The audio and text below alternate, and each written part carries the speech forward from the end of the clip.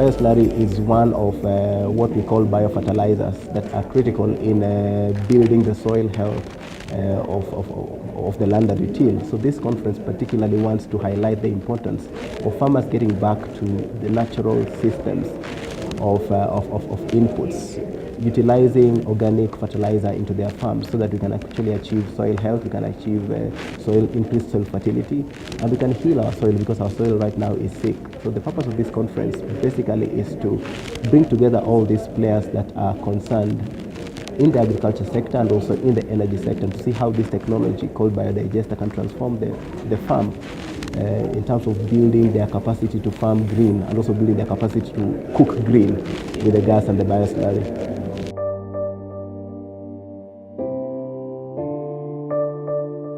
So there's a huge potential in Kenya.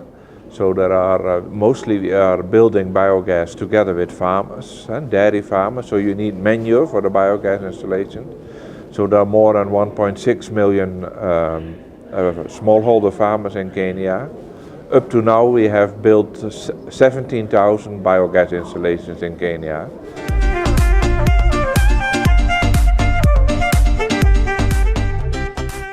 Africa Biogas Partnership Program is a public-private partnership between the government of Kenya under the Ministry of Energy and Petroleum and HIVOS and SNV, where HIVOS plays the role of fund management and SNV plays the role of technical, the technical advisors of the program. So that is why you see HIVOS, ABPP, SNV, and the logo of the government, and the Kenya Biogas Program as the main host of this particular conference.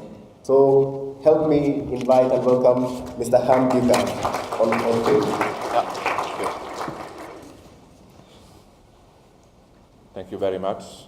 The Director of Renewable Energy, Mr. John Maina, all other directors who are here from the different state departments like livestock and agriculture, all other partners, NGOs, the biogas entrepreneurs, farmers, all protocol observed. Thank you for coming here this morning.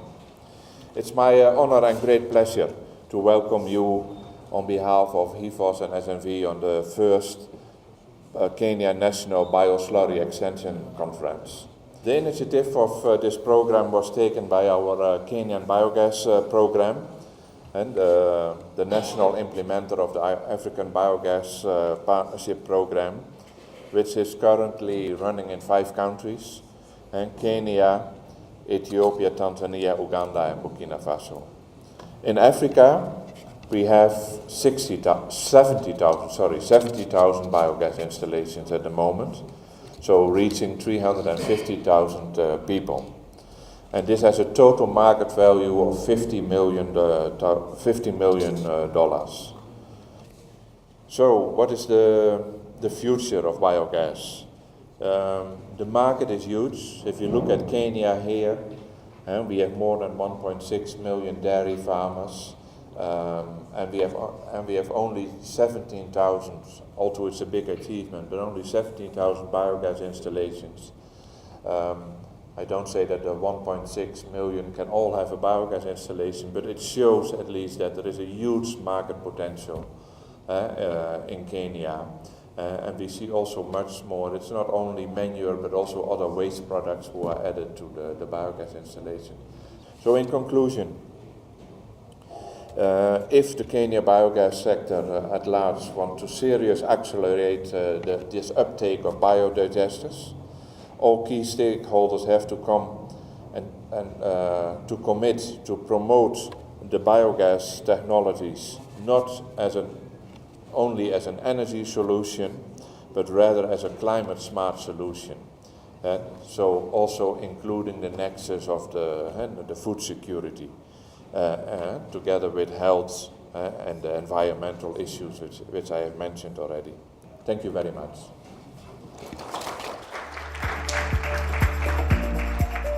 Bioslurry has been documented to be a good fertilizer, which is cheap, actually readily available. It cannot scorch the plant. It is also able to supplement water supply. That is, It is always wet, so the crop gets the nutrients as it also gets moisture, especially in water-stressed areas.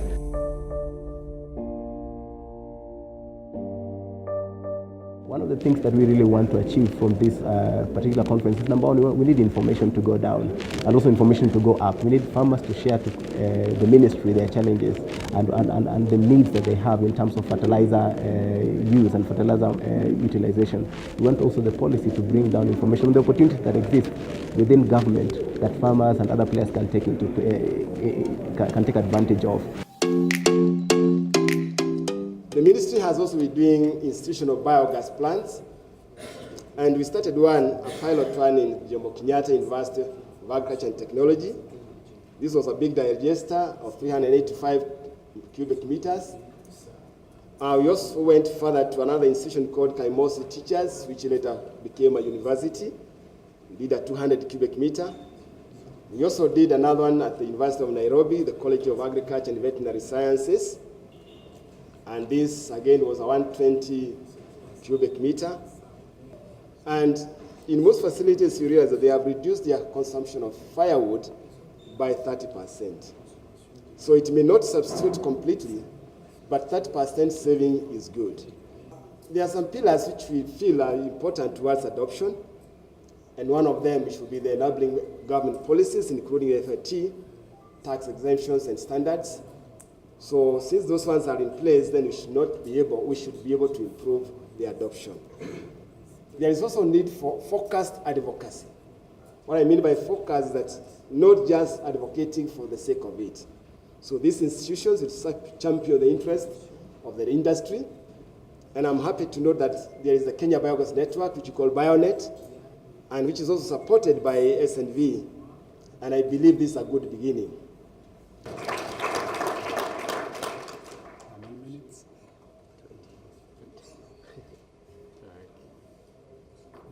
Much as Bioslurry looks very nice and very interesting, we think there are a few issues that we need to be aware of as we promote it.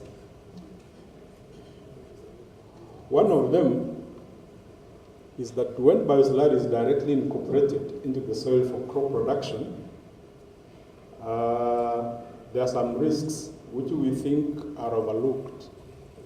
And there is a false belief that when the manure goes through the digestive system of the digestive system for production of biogas, then all pathogens that are present in the manure are actually killed and they don't survive. But I think depending on the temperature and the time that the manure stays in the system, it is possible that some pathogens actually survive, and the bioslurry that is produced may contain some harmful bacteria, some nematodes. Then the last policy also is that the national government, in collaboration with the county governments, will provide capacity to promote organic farming for sustainable crops, livestock, and fisheries production. So I think there is, we've said that in regard to the use of bioslurry, we don't know when it should be used and how it should be used. That is a capacity issue, and the policy suggests that the county and national government should provide capacity, should address capacity issues in that regard. Which policy suggestions does it make? One is that there is an urgent need to reduce the rate of emissions from livestock manure. Secondly, we need to formulate and support programs that promote the development and use of low-emission technologies to manage livestock manure, for which the biogas technology is definitely one of them. So in regard to policy, those are the key guiding documents as far as the Ministry of Agriculture is concerned.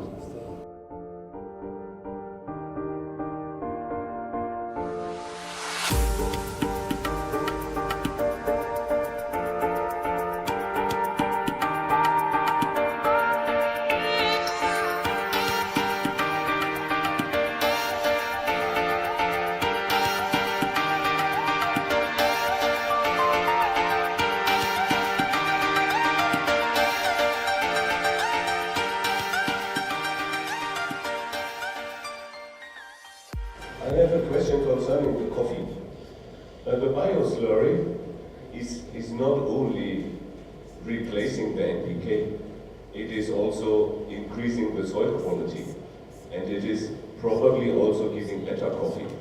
What do you know about this? So we have cases from Latin America and also a few from East Africa, whereby you see amazing results in terms of the quality of the coffee and the quantity of the coffee. So if it's applied in a proper way at the right time, there's wonders on coffee plants. For your example, we have a study book from Hivos that compiled many cases. There are also coffee cases in there, so I would like you all to read that booklet. Our colleagues in Uganda did also some field studies on slurry application on coffee. That study we can share as well. But both on quality of coffee and the quantity of the coffee, it has very good results. I hope that's a bit of your answer, Ernest. Thank you.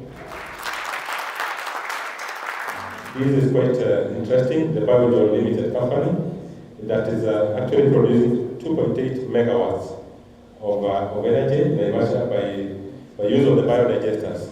And they're using flower cuttings from horticulture farmers and vegetable waste to produce all this amount of energy.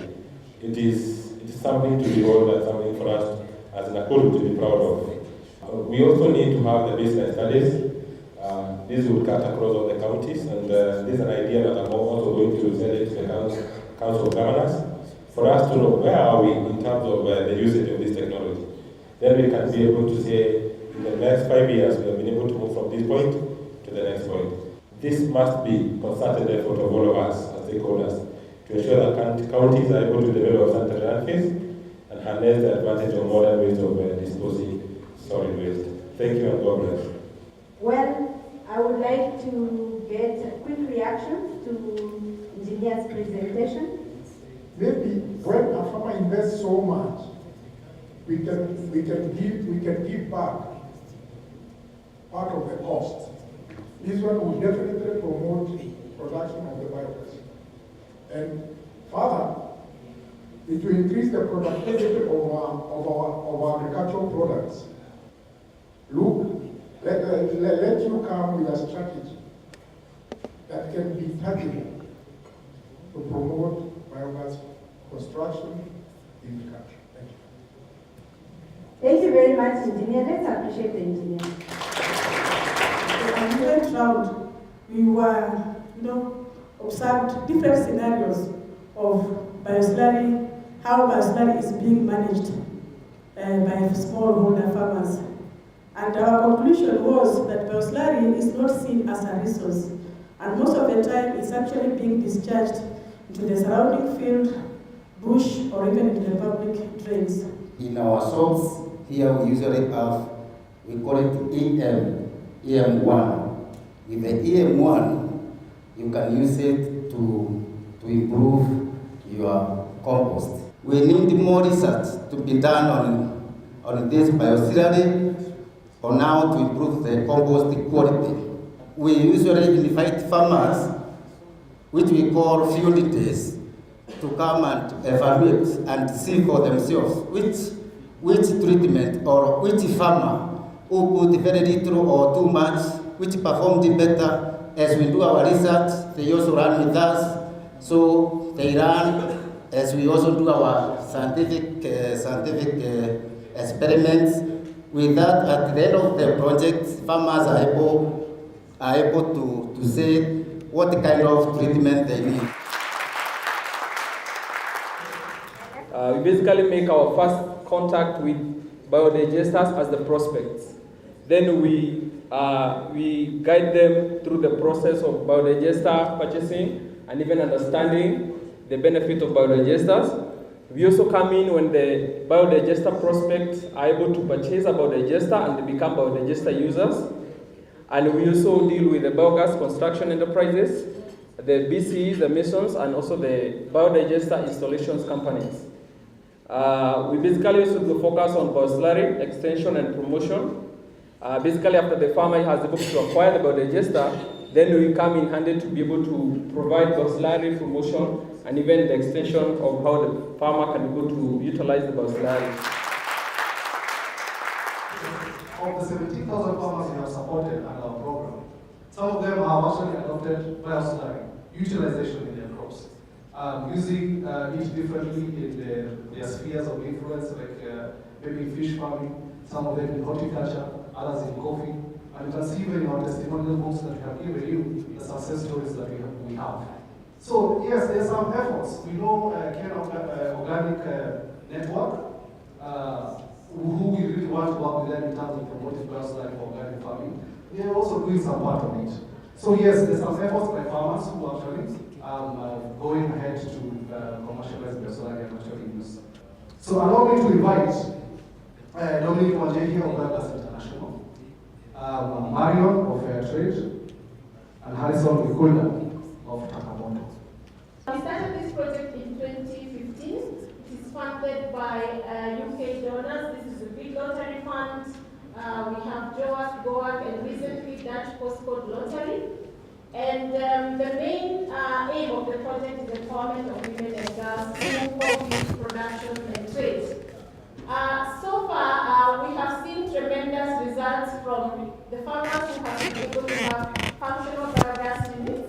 They've been able to apply this Bioslurry in their coffee plantation. And for the women, under the support of the agronomist Jennifer, they've been able to use this Bioslurry for production of horticultural crops, there is passion fruits, and the African indigenous vegetables. I would like to invite the researchers to come over, work with the women. This is the 450 women farmers who have biogas units at Kapgetun and Kapkiai cooperative societies, and document the real benefits as per your question in terms of how much saving are they making from the use of Bioslurry versus synthetic fertilizers. Thank you. So let's move to Dominic. Dominic at Biogas International, we know that you have actually worked with several projects. Just to mention about a few, maybe IFA and maybe others that you have worked with. But what is the extension agenda when it comes to the installation of your biodigesters? Okay, I think like most people, we got into biogas because we were looking at the gas. What happened, we stumbled onto the fertilizer. It wasn't a priority in the beginning, it was just there. And again, it was drained away onto the side. It wasn't considered, a product.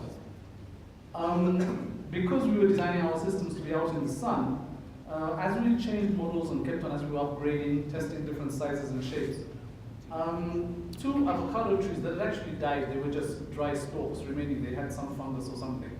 They suddenly came alive, and they shaded the area where we were testing the digesters. So we had to move them. We had to move our test area. And again, another avocado tree that is still where it also died, it suddenly came alive as well. And so we realized, okay, there's more to this biogas story than just the slurry.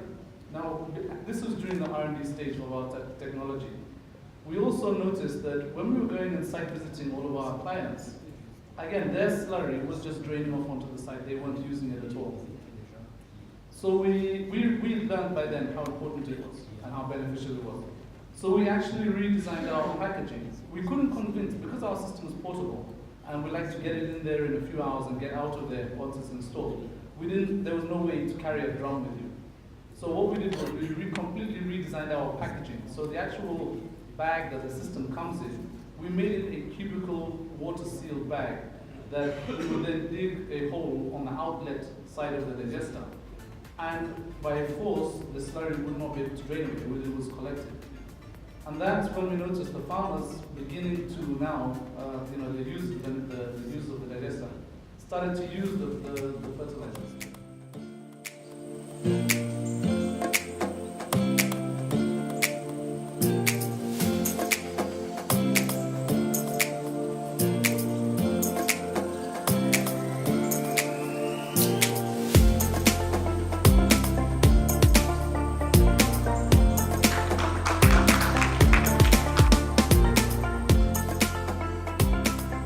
First of all, did what we call the soaking of the seeds with the Bioslurry, and from there I can attest to what the professors and the writers have said in terms of the rate of germination. I did a packet of 1,000, and I can confirm that we almost made to get a germination of almost 900 seedlings from a packet of, so a 90% germination. And with that, I was able roughly to raise 150,000 within a portion. Maybe it is double this portion. The loan we are having, it is almost double this. So for that, I give a testimony saying that truly Bioslurry is the way to go. And for this opportunity, I want to thank all Kenya Biogas Program and also the organizers and the research people, because personally I did it just like a real person, but today I will have the gut to say I have learned a lot, and they still are eager to go and run more and train our farmers in terms of usage of Bioslurry. Thank you, and God bless you.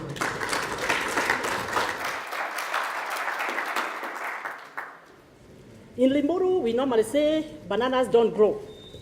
And even we are not taught in trainings about bananas.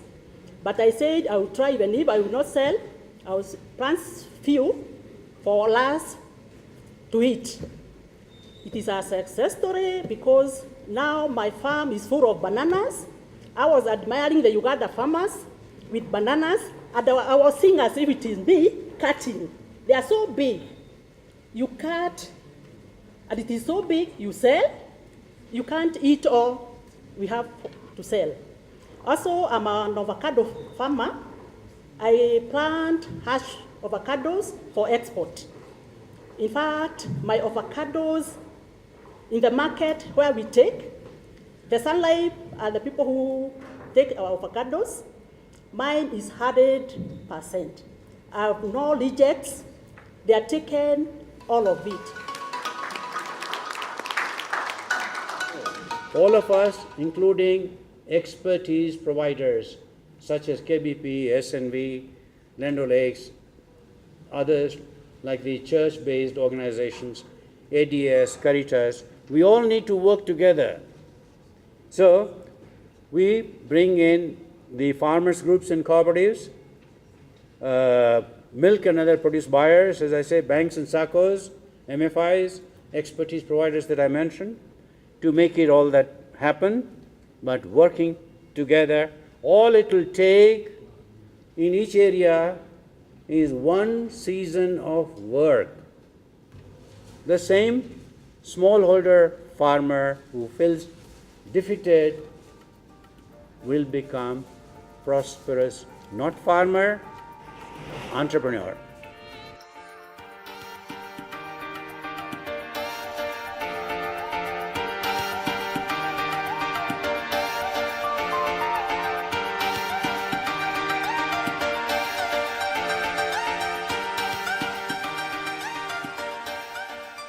So this conference was meant to bring together different key players that are playing very important roles in reaching out to farmers and households in the agriculture sector and also in the energy sector. And our main focus is extension. And you realize that the rise and fall of any technology actually depends on how the information about that technology is disseminated to the users. This time I learned about many things that I didn't know and understand about Bioslurry, of the other uses that I could use. We believe that with Bioslurry there are more benefits directly to the farm, to the livelihood of the farmer, than we can talk about when we talk about the gas, though the gas is equally important.